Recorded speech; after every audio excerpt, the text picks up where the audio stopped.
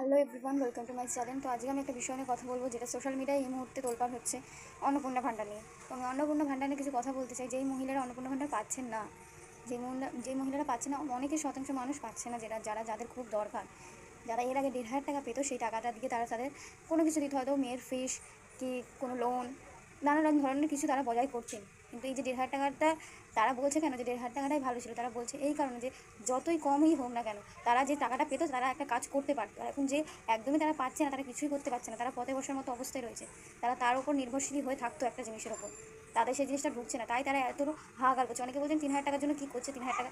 আর আপনি যদি তার জায়গাটায় থাকেন, আপনি তাহলে বুঝতে পারছেন যে কেন ওরকম করছে।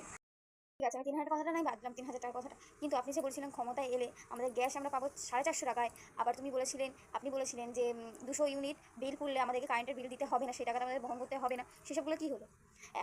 এখন এই মানে আগেকার সরকার থাকতেই যে পরিমাণে চাল ডাল আলু পটল তোমার গ্যাস যাবতীয় তেল পেট্রোল ডিজেল যা পরিমাণে দাম বেড়েছে, আমাদের সেটা আমাদের সেটা মানে ধোয়া ছোঁয়ার বাইরে চলে যাচ্ছে দিনকে দিন। আমরা পরবর্তীকালে আমরা সেটাও করতে পারবো না, সেটা আমরা বহন করতে পারবো না। ঠিক আছে, আপনারা 3,000 টাকাটা দিচ্ছে না, সেটাও নয় বাদ দিন, তার জায়গায় যেগুলো বলেছিলেন সেগুলো করুন।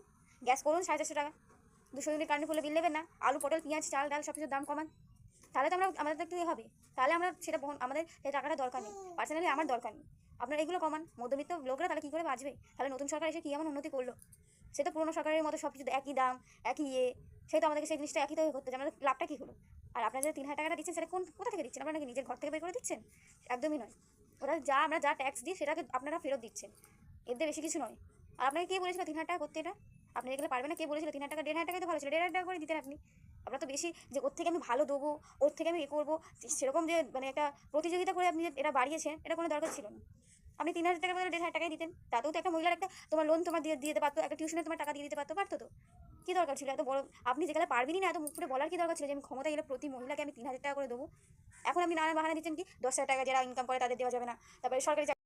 এখন আপনার বক্তব্য কি যে 10,000 টাকা মাইনে পায় তাকে দেওয়া যাবে না, তোমার যে সরকারি চাকরি করে তাকে দেওয়া যাবে না, যে মহিলা কোনো কাজ করে তাকে দেওয়া যাবে না, নানান ধরনের কত বক্তব্য। কেন? আপনি পারবেন না, আপনি সেটা আগেই বলতে পারতেন যে আমি পারবো না। এত বড় মুখ করে তো বলার কোনো দরকার ছিল যে প্রতি মহিলাকে আমি 3,000 টাকা করে দেবো। এইগুলো বলার আগে আপনার ভাবা চিন্তার দরকার ছিল।